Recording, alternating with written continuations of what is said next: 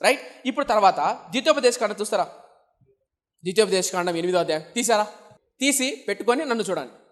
అరణ్యయాత్రలో 3 ప్రాముఖ్యమైన చెప్పా. ఏంటా 3? ఐగుప్తు, అరణ్యయాత్ర, కానాను దేశం. ఐగుప్తు అంటే లోకం, గతం. అరణ్యయాత్ర అంటే ఆత్మీయాత్ర. కానాను దేశం అంటే పరలోక రాజ్యం, నిత్య జీవం. అర్థవుతుందా? రైట్. మళ్ళా ఐగుప్తు, అరణ్యయాత్ర, కానాను దేశం. రైట్. ఇప్పుడు మనము ఐగుప్తు గురించి కొంచెం చెప్పా. రాను దినాలు ఇంకా చెప్తా. ఇంట్రడక్షన్ చెప్తున్నా. దానివల్ల ప్రాముఖ్యత అంటే గొప్పతనం ఏంటి. ఐగుప్తు గురించి కొంచెం చెప్పా. ఐగుప్తు దాటుకున్న తర్వాత ఎక్కడి నుంచి వెళ్ళాలి? ఎర్ర సముద్రం గుండా వెళ్ళాలి. ఎర్ర సముద్రం అంటే ఏంటి? బాప్తిసము ద్వారానే అరణ్య యాత్రలోనికి, ఆత్మీయ యాత్రలోనికి, క్రైస్తవ యాత్రలోనికి, సంఘంలోనికి, దేవుని శరీరంలోనికి అడుగు పెట్టగలము. దేవుని శరీరంలోనికి, సంఘంలోనికి, ఆత్మీయ యాత్రలోకి అడుగు పెట్టడానికి కేవలం ఎర్ర సముద్ర మార్గమే. వేరే మార్గాలు ఉన్నాయా? లేవు.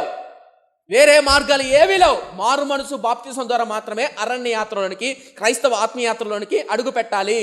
మా నాన్న క్రైస్తవుడు అండి, మా తల్లిదండ్రులు, మా అబ్బాబ్బాలు క్రైస్తవులు అండి, మా పితరులందరూ క్రైస్తవులు అండి, కాబట్టి నేను క్రైస్తవునేనండి అంటే చాలదు. నువ్వు కేవలం మారు మనసు బాప్తిసం ద్వారానే రావాలి. వచ్చిన తర్వాత ఇప్పుడు ఎక్కడికి వెళ్తావు? అరణ్య యాత్రలోకి వస్తావు. ఈ అరణ్య యాత్రలో ఏం జరుగుతుంది? ఏం జరుగుతాయి? అరణ్య యాత్ర అంటే ఆత్మీయ యాత్ర. ఏ యాత్ర? క్రైస్తవుల యొక్క ఆత్మీయ యాత్ర.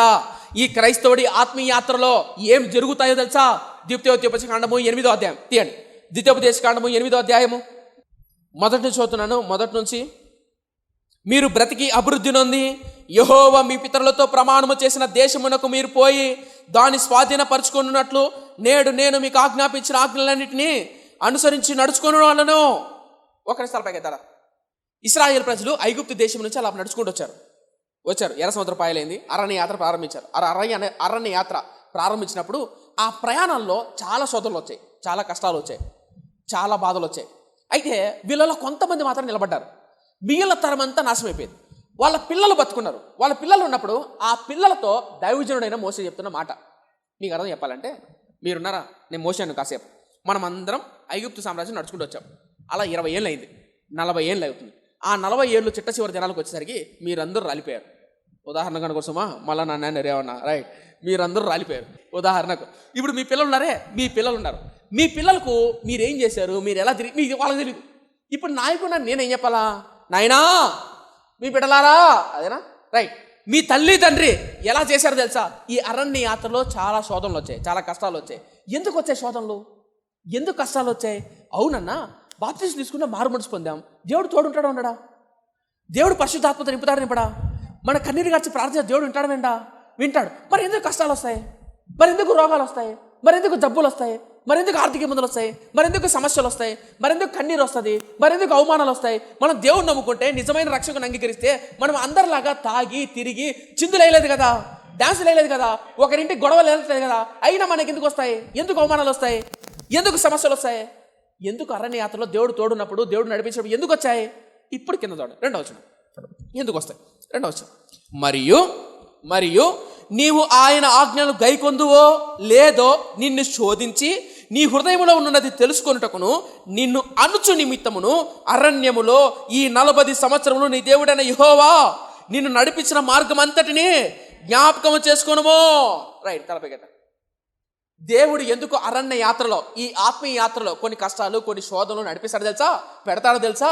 మన హృదయాన్ని పరీక్షించడానికి, మనల్ని పరీక్షించడానికి. పరీక్ష లేకపోతే దేవుని గొప్పతనం, దేవుని ఔన్నత్యం అర్థమవ్వదు. మీరు ఎప్పుడైనా అర్థమవుతుందా? పరీక్ష లేకపోతే దేవుని గొప్పతనం, దేవుని యొక్క ఔన్నత్యం మనకు అర్థం కాదు. ఎవరైతే ఎన్ని పరీక్షలు కూడా వెళ్తారో వారు అంత ఆత్మీయత కూడా వెళ్తారు. గతించిన కాలంలో కూడా నేను ప్రభు సన్నిధిలో ప్రార్థన చేస్తున్నప్పుడు ఇలా ప్రార్థన చేశాను.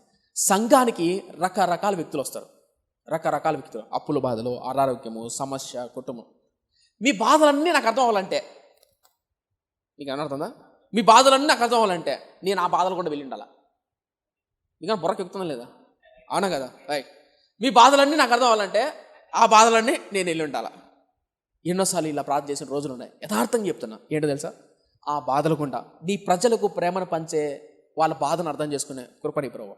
అలా అర్థం చేసుకోవాలంటే నేను కూడా ఆ బాధలు ఉండాలి. ఆర్థిక ఇబ్బందులు, సమస్యలు, నిందలు, అవమానాలు, ఒంటరితనం నన్ను నడిపించు ప్రభు. అప్పుడే అనుభవంతో కూడిన మాటలు నా నోటి నుంచి వస్తాయి. ఒప్పుకుంటారా? అట్టి కృప నాకు ఈ ప్రభువా. మర్చిపోమాడతాను. ఎవరైతే ఎక్కువ పరీక్షలు రాస్తారో ఎవరైతే ఎక్కువ హృదయ పరీక్ష గుండా వెళ్తారో వారు గొప్ప స్థితికి వెళ్తారు. దావీదు రాజ్యాన్ని పరిపాలించినప్పుడు ఇలా ప్రార్థన చేసుకున్నాడు, ప్రభువా నన్ను పరీక్షించు, నా హృదయమందు నీకు ఆయాసకరమైన మార్గము నా యందు ఉన్నదేమో చూడయ్యా. ఇలా పరీక్షించుకుంటారు. ఈ ఆత్మీయాత్రలో ఎందుకు నా కష్టాలు వస్తాయి, ఎందుకు నా ఆర్థిక ఇబ్బందులు వస్తాయి, ఎందుకు శ్రమలు వస్తాయి, ఎందుకు రోగాలు వస్తాయి అంటే దేవుడు నిన్ను పరీక్షిస్తున్నాడు. ఎందుకు పరీక్షిస్తున్నాడు? ఆ టైంలో నువ్వు దేవుని మీద ఆధారపడతావా, దేవుణ్ణి తిడతావా? తిట్టావా వెళ్ళారు దేవుని? ఇశ్రాయేలుపై తిట్టలేదా? తిట్టారు, మచ్చుకోమాడేస్తారు. మోషే మీద ఎర్ర సముద్రం వస్తున్నాగా మోషే మీద తిరగబడతారు.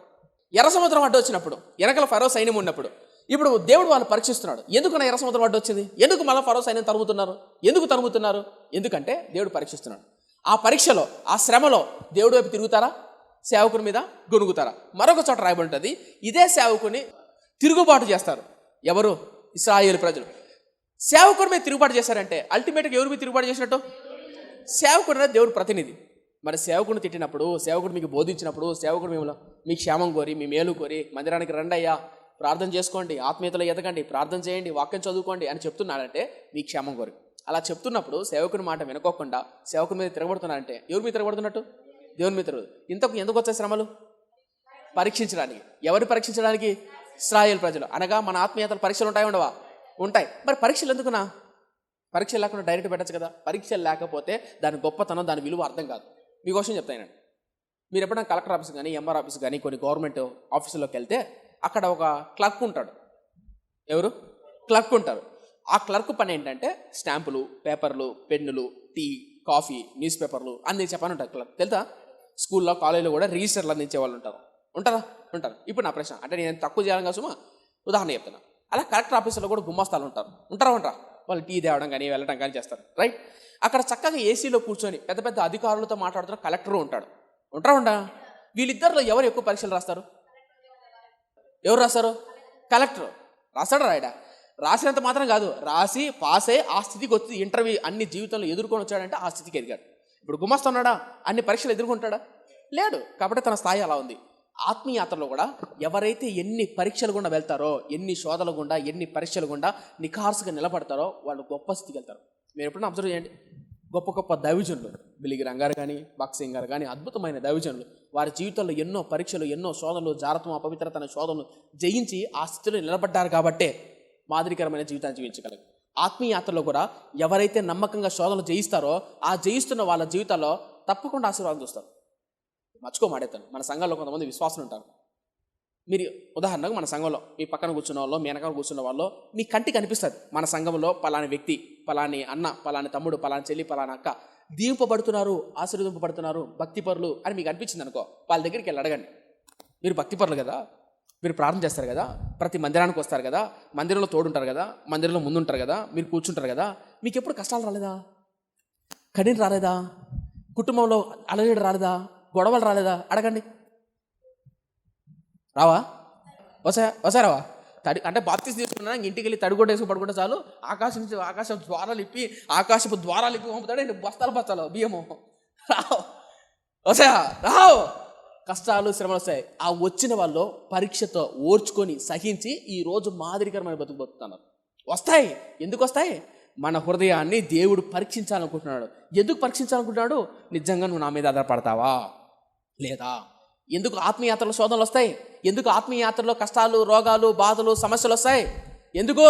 దేవుడు మిమ్మల్ని పరీక్షిస్తున్నాడు. ఆ పరీక్షలు మీరు ఏం చేయాలా? దేవుని మీద ఆధారపడాలి. మీ ఆ పరీక్షలు ఉత్తీర్ణ అవ్వాలంటే ఈ వాక్యం చదవాలి.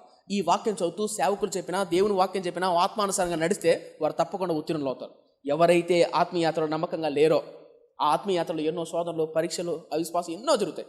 జరిగినప్పుడు వాటిలో నమ్మకంగా ఉంటేనే ముందు కొనసాగుతాం. లేదంటే పడిపోతాం. ఇప్పుడు దేవుడు నమ్ముకున్న మనకు శరీర కోరికలు, ఇచ్చలు, శోధనలు, పాపం వస్తాయి రావా? వాటిని ఏమన్నా ఎందుకు వస్తాయి? పరీక్షించాలి. ఆ పరీక్షలు ఏం వాళ్ళ? దేవుని మీద ఆధారపడి ఏమవుతాం? ఉత్తీర్ణులు అవుతాం. అనగా ఆ పరీక్షను జయించగలుగుతాం. దేవుడు మన హృదయాన్ని పరీక్షిస్తున్నాడు. ఇప్పుడు అడగాపాండి. కొంతమంది అంటారు, పాస్టర్ గారు మాకెందుకు వచ్చింది రోగం, మాకెందుకు వచ్చింది బాధ అంటారా? దేవుడిని నమ్ముకున్నాం, మందిరానికి వస్తున్నాం, ఎందుకు వచ్చావు? దేవుడు నేను పరీక్షించాలనుకుంటున్నాడు. గుర్తుందా? ఎవడు పరీక్షించాడు? దావీదును పరీక్షించాడు. ప్రతి ఆత్మీయాత్రలో యోసేపును పరీక్షించాడు, రాజు కాకముందే. దావీదును పరీక్షించాడు, రాజు కాకముందే. యోసేపును పరీక్షించాడు, మంత్రి కాకముందే. దానియేలును పరీక్షించాడు, మంత్రి కాకముందే. పంచభక్ష పరమాలను ముందు పెట్టారా? పరీక్షించలేదా? శద్రకు, మేషకు, అబేద్నెగో ఎదుట ఒక పెద్ద విగ్రహాన్ని పెట్టి పరీక్షించారా లేదా? దేవుడు ఆ పరీక్ష గుండా అనుమతించాడా లేదా? అనుమతించలేదా? ఆనాడు 12 మంది శిష్యులు శ్రమల గుండా, కష్టాల గుండా వెళ్ళి అనుమతించబడలేదా? వాళ్ళ హృదయాలు పరీక్షింపబడలేదా? మన హృదయాలు కూడా పరీక్షింపబడతాయి. మనం ప్రార్థన చేసింది ఏం తెలుసా? ప్రభువా, ఇప్పుడు నేను ఆత్మీయ యాత్రలో ఉన్నా. ఒకప్పుడు నా పితరులు అరణ్య యాత్రలో ఉన్నట్లు ఇప్పుడు ఈ ఆత్మీయ యాత్రలో కష్టాలు వస్తాయని నాకు తెలుసు, బాధలు వస్తాయని నాకు తెలుసు, అవమానం వస్తాయని నేను తెలుసు, నిందలు వస్తాయని నాకు తెలుసు. అప్పుడప్పుడు కూర్చొని ఆలోచిస్తాంట, భవిష్యత్తులో దేవుడు నడిపిస్తే, వీడియోలు కాస్త ముందుకెళ్తే, ప్రజల యొక్క కనుదృష్టి మన మీద పడితే ట్రోల్స్ చేసే వాళ్ళు వస్తారు రారా? ఇప్పుడే ప్రిపేర్ ఉంటాను నేను. అప్పుడప్పుడు ఆలోచిస్తా అంట, నన్ను ట్రోల్ చేసి ఏమని ట్రోల్ చేస్తారా అంటే, ఉదాహరణకి చెప్తున్నా సుమా, ట్రోల్ చేస్తే ఏం ట్రోల్ చేస్తారా అంటే ఎట్లా ఉంటుందా పరిస్థితిని. ఇప్పుడు హృదయాన్ని సిద్ధపరచుకోవాలి. అప్పుడు ట్రోల్ వీడియో చూసి మాటికి అయ్యో అని ఏడ్చుకుంటూ కూర్చునే అనుకో అవుతుందా? ఇప్పటి నుంచి ప్రిపేర్ ఉండాలి. ఏమీ వద్దనుకుంటే, నాకు ఇవేమి వద్దనుకుంటే ఏం లే, ఇంట్లో మూల కూర్చో సరిపోద్ది. అర్థందా? ఇప్పుడు పరీక్షలు వస్తాయి రావా? వస్తాయి. ఇప్పుడు ఏమని ప్రార్థన చేయాలా? ప్రభువా, ఐగుప్తు దాటుకొని ఎర్ర సముద్రం గుండా అనగా మారు మనసు గుండా ఈ అరణ్య యాత్రలో అడుగు పెట్టానాయనా. ఈ అరణ్య యాత్రలో నా హృదయాన్ని పరీక్షిస్తావని నాకు తెలుసు. ఆ పరీక్షలు ఎలా ఉంటాయి? ఎగ్జామ్ ఏంటి?